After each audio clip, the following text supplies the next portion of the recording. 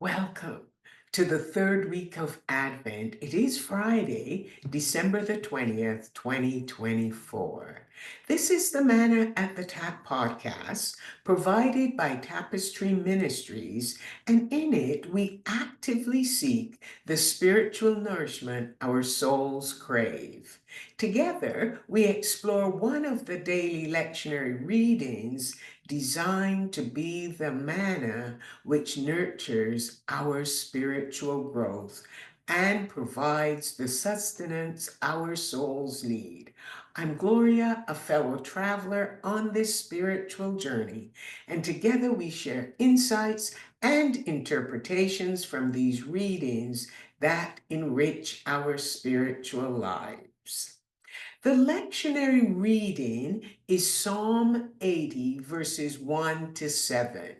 The verses are divided into two sections by the repeated refrain, restore us. And those words are in verse 3 and verse 7.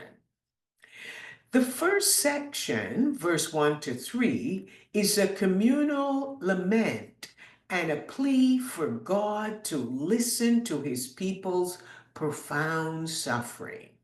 They felt God was absent from their midst.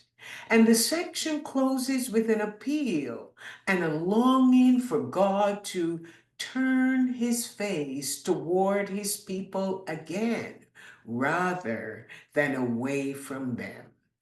They asked that he shine on them with the light of his grace and save them with his mighty power. The image of God as a shepherd in verse 1 is not that of the gentle shepherd we associate with in Psalm 23. This shepherd of Israel is operating here as one with a royal image who guides and protects his people with the power of a monarchy and military might. He's being called to show the full power of his divine radiance to defeat the enemies of Israel. Now, the people who are calling out to God were probably from the tribes of the northern kingdom of Israel when the Assyrians were invading their land. And the plea is that God would stir up his might and come to save them. And that's in verse 2b. In asking God to let his face shine was not a desire for revenge against their enemies, but for the very presence of God to be among his people. The call for God to let his face shine on the people hearkened back to the priestly blessing of Numbers chapter 6, verses 24 to 26. I'll read it for you. The Lord bless you and keep you. The Lord make his face to shine on you and be gracious to you. The Lord lift up his countenance upon you and give you peace. The psalmist is crying out for God's grace, peace, and love to be present with the people in their distress. It is a plea to restore the people's relationship with a God who seemed distant from their suffering. In the second section, that's verses 4 to 7, the people questioned why God seemed distant from their suffering. Was he angry with them? Was he angry with their prayers? The people felt God was feeding them a full measure of the bread of tears, and that's in verse 5. They felt mocked by their enemies, and they were at odds with their neighbors. In their profound suffering, the people felt that God was not there with them in their pain, and they longed for his presence to be restored. During this lead up to Christmas, many people feel alone, wondering where God's face is and feel his absence. This psalm reflects the lamenting and crying out for the return of God's presence and for his countenance to shine on them.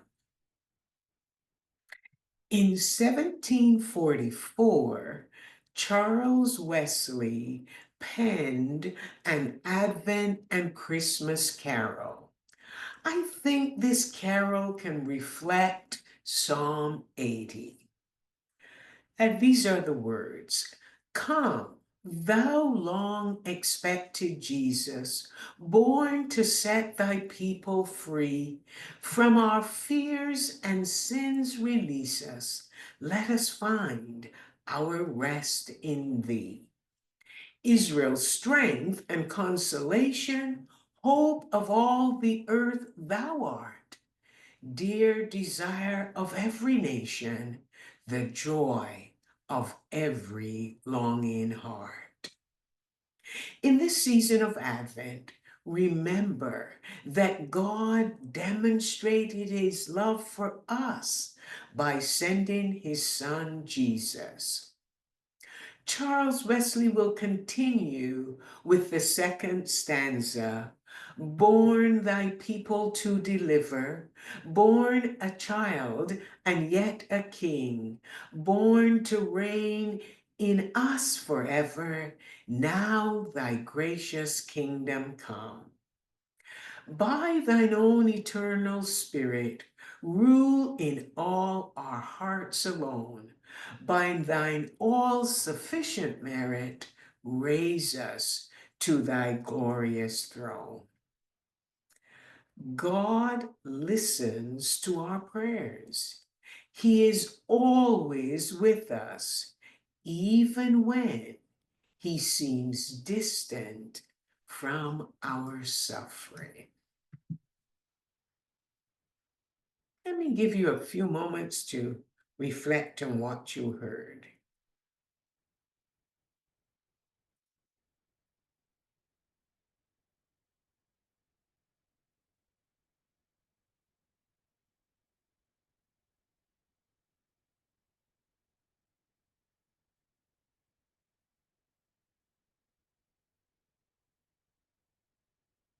This is a psalm of a lament for the community, but it can also be a personal lament. And really, it, it is us that often turn our faces from God and find our anchor in worldly powers. But God longs for us to return so that he can bring life to the areas of our lives that are sad. God shines. This is the time when we can repeat his blessings over ourselves when we feel distant from God or we feel that God is distant from us. We can open our mouths. We can ask God to let his face shine on me. Make it personal. Keep me. Ask him to be gracious to me and to lift his countenance on me and give me his peace. God is not angry. He is loving and he is kind.